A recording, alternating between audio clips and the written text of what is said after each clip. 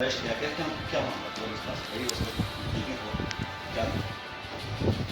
एक गांव पड़ता है हाँ, एक महीना पहले नारायणपुर छांगा उस गांव में बाबा साहब की मूर्ति को लेके और एक रात के अंधेरे में एक मारपीट जो है जिसमें 16 तारीख की घटना में 17 तारीख को मुकदमा दर्ज हुआ। मुकदमा भी तब दर्ज हुआ जब मैंने उसमें खुद इन्वॉल्वमेंट किया। मुझे कहीं से एक एप्लीकेशन मिली, इसमें पीड़ित का नाम था अमीर खान।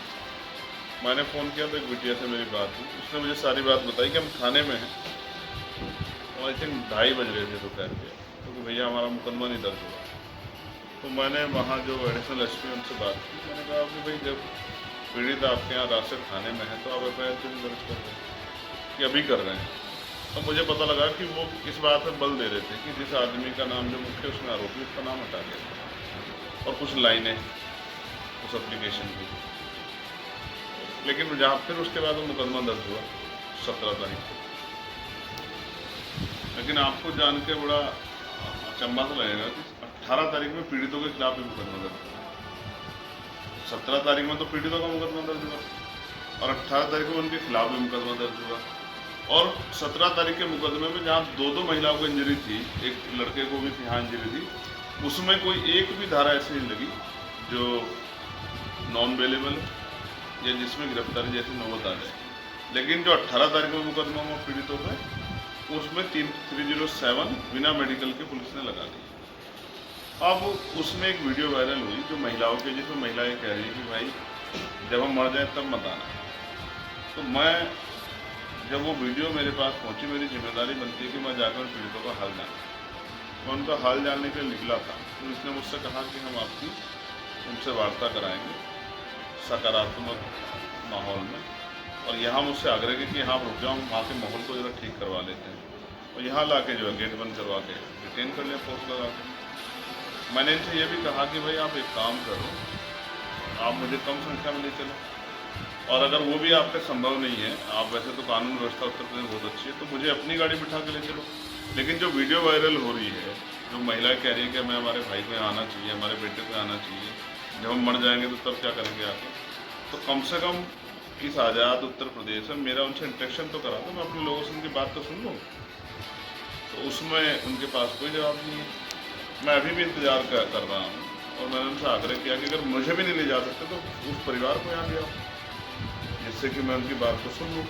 अगर आप ये तीनों काम नहीं करते तो इससे पता लगता है कि आप चाहते नहीं वहाँ जाओ। इसका मतलब आपको चीज़ों को छुपाना है और आप पूर्ण रूप से पुलिस एडमिनिस्ट्रेशन सरकार के लोगों के साथ खड़े, क्योंकि आरोपी उसमें वो हैं जो पिछली बार वहाँ के चुनाव में अजय प्रताप, उन्हीं वही मुख्य आरोपी हैं। आप उनको बचाने के लिए सारे जो है संज्ञा अपना रहे हैं। ये लोकतंत्र में जो फ्रीडम ऑफ एक्सप्रेशन है उसकी हत्या है। अगर मैं एक चुनाव सांसद होने के बावजूद अपने ही लोगों से जो पीड़ित है मिलने नहीं जा सकता, तो मैं और आपको सोचना चाहिए तो पीड़ितों के बाद उठेगी कैसे, उनको न्याय मिलेगा कैसे। उनके लगातार वीडियो आ रहे हैं कि हम पे दबाव बनाया जा रहा है फैसला करने के लिए। अधिकारी ये कह रहे हैं कि अगर ऐसे फैसला करो ठीक है, वरना हम पे फैसला करवाने के और भी तरीके आते हैं। ऐसे में क्या पीड़ितों को न्याय मिल पाएगा? बड़ी चिंता के साथ और संविधान का पालन करते हुए हम लोग अधिकारियों से सकारात्मक वार्ता चाहते हैं, परिवार की मदद से। और जो भय का माहौल पीड़ितों द्वारा बताया जा रहा है, और हालांकि ये तो पूरे उत्तर प्रदेश में देखने को मिल रहा है, अगर ये माहौल को पुलिस सुधार नहीं सकती तो फिर कैसे कानून व्यवस्था बहाल होगी, कैसे कानून व्यवस्था पे अमल होगा, कैसे खाकी के प्रति इकबाल बुलंद होगा, कैसे पीड़ितों में जो है ये डर भय का माहौल खत्म होगा। इसका जवाब सरकार को पुलिस को देना। लगातार वार्ता हुई पुलिस के अधिकारियों से। वहाँ के एडिशनल एसपी और CO भी आए। पीड़ित परिवार से मेरी सुबह बात हुई थी, उन्होंने इच्छा जताई थी कि आप गांव में आ जाओ, यहाँ बहुत बुरा हाल है, आप आके देखो, आपको कुछ समय पता लग जाएगा कि हम जो कह रहे हैं वो गलत है या सही। लेकिन अब पुलिस जो है बाधा बन के खड़ी होगी। जैसे आप जो है माहौल ख़राब है, आप जाने की जोर लगाने की कोशिश कर रहे हैं, तो वो उल्टा सीधा इस तरह के ब्लेम लगाने लग जाएंगे। मैं तो फिर भी चाहता हूँ आप भी कुछ सोचिए, अगर कल ये हिंसा आपके साथ हो जाए और आपके परिवार का कोई व्यक्ति आपकी पीड़ा जानने के लिए आना चाहे तो क्या उसको लोकतंत्र में आने की इजाजत नहीं है? बिल्कुल। तो ऐसी परिस्थिति क्या क्यों हो रही है कि जिस लोकसभा में चुनाव सांसद हो उसके बैरिकेडिंग के बराबर में, उसके वोटों के बराबर में 20 किलोमीटर मुझे जाने की इजाजत हुई? इसका जवाब जो है जिला प्रशासन को यहाँ मुरादाबाद को देना चाहिए। मैं तो लगातार अधिकारियों से बात कर रहा हूँ, सुबह मेरी बात हुई, उन्होंने मुझसे वादा किया कि हम पीड़ित परिवार से आपकी बात कराएंगे। मैं इस बात पर भी सहमत हूँ कि यहीं करा दो बुला के, लेकिन अगर आप बुला के बात में नहीं करा सकते तो मैं क्यों कैसे मानूँ कि मेरे लोग वहाँ सोचें, कैसे उनके साथ अन्याय होगा? इस बात की गारंटी कौन देगा?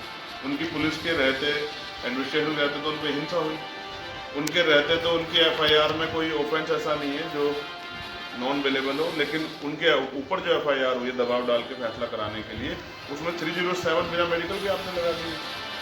उल्टा तो आप पीड़ितों का दमन कर रहे हैं। ऐसे में उनके आवाज उठाना, उनके साथ खड़ा होना जिम्मेदारी है। घटना के 1 महीने से ज़्यादा हो गया, 1 महीने के बाद ही आपको वहाँ पर ध्यान आया या वीडियो देख के आप मेरी मैंने FIR में जब FIR नहीं तो मैंने उसमें अपना अब जो मेरी जिम्मेदारी थी मैंने अदा की, लेकिन पुलिस अपना काम ही नहीं कर रही है। पुलिस काम नहीं कर रही है, उल्टा उनके खिलाफ FIR हो गई है, वो लगातार वीडियो जारी कर रहे हैं। मैं जब यहाँ आया परसों, तो परसों मैंने तय कर लिया कि मुझे वहाँ जाना है। अगर देखिए मैं वहाँ जाता कहूँ, पहले आप इस बात को सुनो, जहाँ खड़ा हो जाए, जहाँ पुलिस कानून रूप से सही काम कर रही है वहाँ मुझे जाने की जरूरत क्या है? ऐसे तो पूरे देश में, पूरे उत्तर प्रदेश रोज हर जिले में कोई ना कोई घटना हो रही है। अभी मेरठ में एक लड़की की जो है हत्या हुई, तो जब पुलिस ने सही काम कर दिया तो फिर वहाँ जाके क्या करना है? लेकिन जहाँ पीड़ित ये कह रहे हैं कि भाई हमारे पास आके हमें मदद कराओ, तो वहाँ नैतिकता के आधार पर जाना चाहिए। बिल्कुल। अगर वो वीडियो जारी करके ना कहते कि हमें भय नहीं है, तो फिर मैं वहाँ क्या करने जाता हूँ?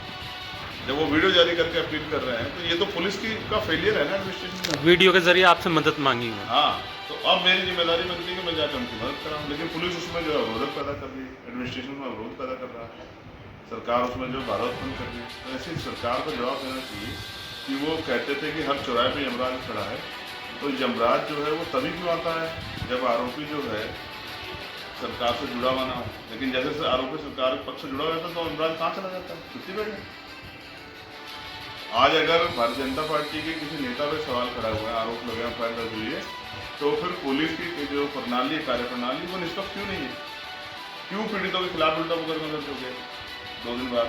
अगर इस सरकार में सत्ता पक्ष के लोग भी पहले दिन अपना मुकदमा दर्ज नहीं करा पा रहे, तो इसका मतलब क्या सरकार जो है सत्ता पक्ष क्यों नहीं सुन रही? लेकिन 2 दिन बाद मुकदमा दर्ज होना इस बात का प्रमाण है कि वहाँ उनके ऊपर दबाव बनाया जा रहा है, तो वो डर और भय के साए में वो हम उम्मीद कर रहे हैं कि हम लोग जाकर भी मदद। अब आगे की क्या रणनीति रहेगी आप? अगर पुलिस वार्ता कराने में फेल हो जाती है तो माना जाएगा कि पुलिस हमें गुमराह कर रही है। आज नहीं जाने देंगे तो कल जाएंगे। भाई आज हम सरकार तो नहीं है कि उन अधिकारियों को जिन्होंने काम सही नहीं किया उनको सस्पेंड कर दें, उनका ट्रांसफर कर दें, या उन्होंने जिस तरह से जो झूठा मुकदमा दर्ज किया और झूठे मुकदमे हम खत्म कर दें। तो पुलिस को ही खत्म करना है, तो उनके सीनियर अधिकारियों से बात करेंगे, DIG से बात करें, कमिश्नर से बात करें, उसके बाद भी हल नहीं निकलेगा और जाना ही पड़ा और पुलिस रोकने काम करेगी तो और तरीका अपनाएंगे जाने के। लेकिन अभी हम संवैधानिक रूप से अपनी जो है जिम्मेदारी को अदा कर रहे हैं। अगर उसके बावजूद भी काम नहीं बनेगा तो फिर उंगली पीछे ही जाएंगे।